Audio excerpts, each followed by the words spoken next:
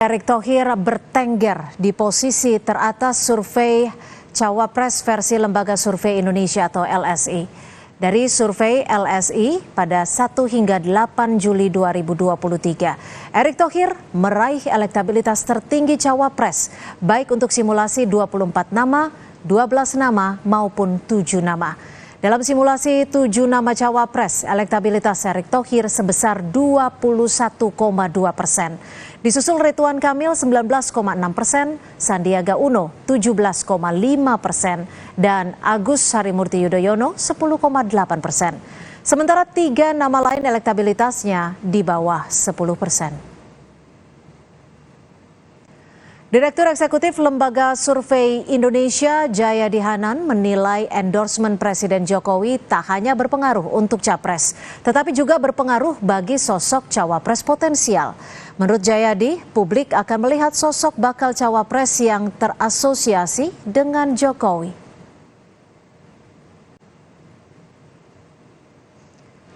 Sementara itu, Saudara Ketua Umum PAN Zulkifli Hasan menegaskan pihaknya masih melakukan komunikasi dengan parpol lain terkait Cawapres yang ditawarkan PAN. Namun demikian, Zulhas memastikan PAN akan bergabung dengan koalisi pemerintah nantinya. Tapi paling intinya, kalau PAN ditanya bagaimana, kita pasti akan bergabung dengan partai-partai yang ada di pemerintahan. Ya, nanti bentuk seperti apa sekarang masih ada pembicaraan, gitu.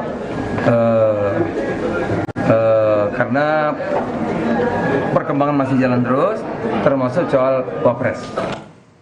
Benarkah Jokowi memberi pengaruh pada arah Pilpres, khususnya pada penentuan nama Cawapres? Dan apakah PAN, juga Cawapres yang diusungnya Erick Thohir, memang menunggu instruksi Jokowi? Sudah ada Wakil Ketua Umum PAN Viva Yoga Mauladi dan juga Direktur Eksekutif Lembaga Survei Indonesia Jayadi Hanan. Selamat petang, terima kasih sudah bergabung bersama kami di Kompas Petang. Selamat petang, Mbak Cynthia Rompas.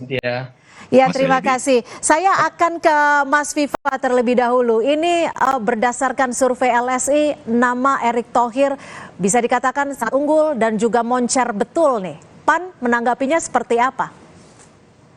Ada 3 hal. Yang pertama, PAN merasa senang dan bergembira karena hasil lembaga survei LSI itu adalah cerminan dari aspirasi dan kemauan masyarakat Indonesia. Terbukti kalau kemudian simulasi pasangan calon Mas Ganjar dan Mas Erick menempati posisi yang tertinggi. Mengapa begitu? Karena dari basis sosial Mas Erick dan Mas Ganjar itu berbeda. Mas Ganjar relatif didukung oleh karakter pemilih yang militan, yang nasionalis, yang milenial.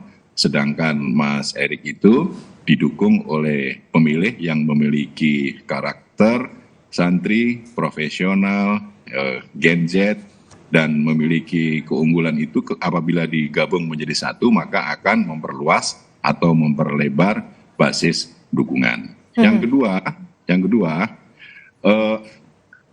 masyarakat tahu bahwa Mas Ganjar, Mas Erick itu adalah orangnya Pak Jokowi, yang dekat dengan Pak Jokowi, sehingga mereka percaya kalau simulasi pasangan Mas Ganjar Erick ini akan dapat untuk melanjutkan program-program pembangunan dan sekaligus melakukan revisi perubahan untuk Indonesia yang lebih hebat, yang lebih baru.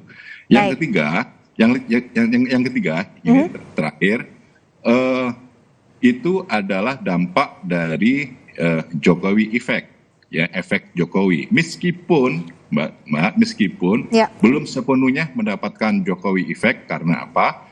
Jokowi effect itu masih terbagi ke Pak Prabowo. Bayangkan kalau kemudian nanti full fokus ada Jokowi effect ke pasangan Mas Ganjar dan Mas Erick, nanti akan ada tren kenaikan lagi. Oke, saya akan ke LSI, Mas Jayadi. Ini kan Presiden Jokowi juga memberikan pujian pada Erick Thohir di Bandung. Apakah ini sebagai bentuk sinyal dukungan Jokowi kepada Erick Thohir untuk maju sebagai calon wakil presiden 2024? Ya, pasti. Ya, publik terutama terutama para pendukung Jokowi itu kan masih banyak yang memperhatikan kemana arah dukungan Presiden Jokowi.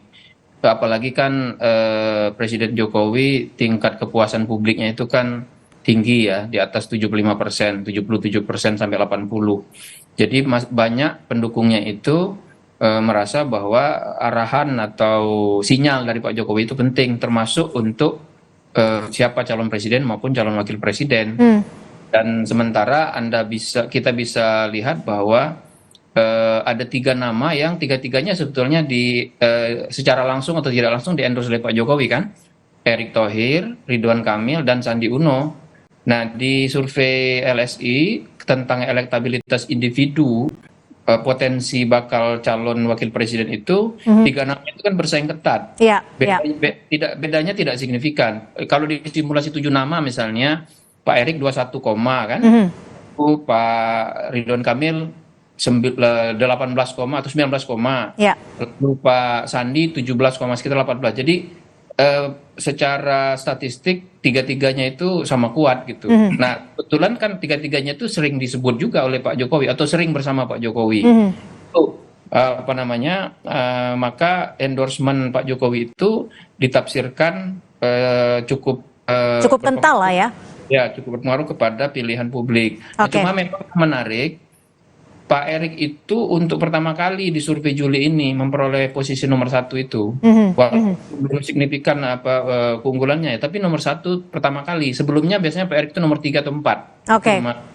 Tapi sekarang masuk ke nomor 1 itu yang saya kira yang temuan baru dari berbagai survei yang ada itu. Ini kalau dari survei Anda sendiri apa yang menyebabkan hal itu? Apakah memang Erick Thohir saat ini lebih sering terlihat bersama-sama dengan Jokowi atau efek pembaruan di PSSI? Dua-duanya, malah 3 ya menurut saya. Yang satunya? Satu yaitu kan tadi disebut Mas Viva, satu itu kan endorsement Pak Jokowi. Kita sudah sama-sama pahami itu. Yang kedua adalah itu tadi posisi Pak Erick sebagai ketua umum PSSI, ya kan? Jangan lupa sepak bola itu olahraga paling populer di Indonesia dan pendukung Pak Jokowi itu sangat banyak, mayoritas itu pendukung sepak bola kan itu, penggemar sepak bola. Nah, kelihatan kalau di survei ini kita cek tuh, apakah sebagai ketua umum PSSI masyarakat mengapresiasi kinerja Erick Thohir. Lebih dari 80% masyarakat menganggap itu mereka puas. Nah, jadi itu ya kalau istilahnya pada pembaruan segala. Nah, yang ketiga adalah jangan lupa akhir-akhir ini isu sepak bola kan menjadi menarik lagi. Terlepas dari posisi Pak Erick sebagai ketua umum, isu sepak bola secara umum itu kan menjadi menghangat ya publik. Dan perhatiannya menurut saya positif karena ada semangat baru, karena ada kita jadi juara gitu kan. Baik, sudah cukup saya tangkap Mas Jayadi, saya akan kembali ke Mas Viva. Mas Viva, kira-kira kan ini udah ada poin besar yang cukup unggul gitu ya dari survei ataupun juga pujian dari Presiden Jokowi. Kira-kira dari PAN sendiri mau menawarkan nama Erick Thohir kemana nih? Ke Ganjar kah atau ke Prabowo kah? Nanti untuk keputusan PAN berlabuh ke mana akan ditentukan oleh Ketua Umum PAN Bang Zulkifli Hasan sesuai dengan hasil Rakernas PAN 2020 yang memberikan amanat kepada Ketua Umum PAN untuk menetapkan pasangan calon. Intinya bahwa PAN untuk pemilu presiden 2024 tidak akan mau kalah lagi. PAN bercita-cita untuk menang pemilu presiden 2024 karena 2014, 2019 itu PAN 2 kali kalah dan tidak mau hat-trick. Dan kita meyakini bahwa pilihan Partai Amanat Nasional ke depan itu pasti adalah pilihan yang terbaik yang sesuai dengan aspirasi mayoritas masyarakat Indonesia. Tapi betul kalau bulan ini akan bertemu dengan PDI Perjuangan? Ya sudah direncanakan. Tanggal berapa, Mas Viva? Partai Amanat Nasional sudah bertandang ke DPP PDIP, ada Bu Mega, ada Mbak Puan, dan nanti yang terakhir PAN juga akan menerima kunjungan dari Mbak Puan dan kawan-kawan PDIP. Untuk tanggal waktunya nanti akan ditentukan kemudian, intinya rencana itu ada insya Allah dalam bulan-bulan ini. Oke. Jadi nanti pertemuannya ini apakah langsung blak-blakan untuk menyodorkan nama Erick Thohir? Nanti kita lihat hasil pertemuannya. Yang jelas antara Partai Amanat Nasional dan PDI Perjuangan secara ideologis itu sama, yaitu memiliki kemiripan sebagai partai nasionalis, religius, dan kerakyatan, dan beberapa kali bekerja sama di pilkada selalu menang. Intinya atau apakah karena PAN sekarang partai yang pertama kali mengajukan nama Erick Thohir sebagai calon wakil presiden, jadi sekarang udah punya nilai daya tawar yang cukup tinggi gitu ya? Ya, Mas Erick Thohir dari dulu dekat dengan PAN dan bagian dari Partai Amanat Nasional, dan nanti untuk pasangan calon saya rasa akan diputuskan secara bersama-sama. Dari bahasanya Bu Mega itu akan diputuskan secara gotong royong. Nanti akan diputuskan bila pada waktunya yang tepat. Oke, Mas Jayadi, kalau dari kacamata Mas Jayadi sendiri, kira-kira nama Erick Thohir ini lebih lebih cocok dipasangkan dengan Pak Ganjar atau Pak Prabowo? Potensial dua-duanya. Potensial dua-duanya. Kan itu di simulasi kita juga tunjukkan bahwa kalau Prabowo berpasangan dengan Erick cenderung lebih unggul sedikit dibanding Ganjar, atau sebaliknya kalau Ganjar berpasangan dengan Erick cenderung lebih unggul sedikit dibanding Prabowo gitu ya.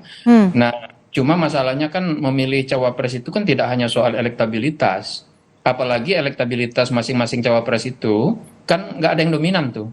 Beti aja kan, beda-beda tipis tadi, beda 1-2%. Nah, jadi itu akan sangat banyak kualitatif nanti, sejauh mana partai-partai itu menerima. Masalah tantangannya menurut saya adalah kalau Pak Erick di koalisinya dicawapreskan menjadi cawapresnya Pak Ganjar, tantangannya adalah di situ banyak nama dan namanya potensial semua, minimal ada 3 nama potensial di situ kan, yang potensial yaitu selain Pak Erick ada Pak Ridwan Kamil dan ada Sandi Uno. Nah, jadi tidak mudah tuh.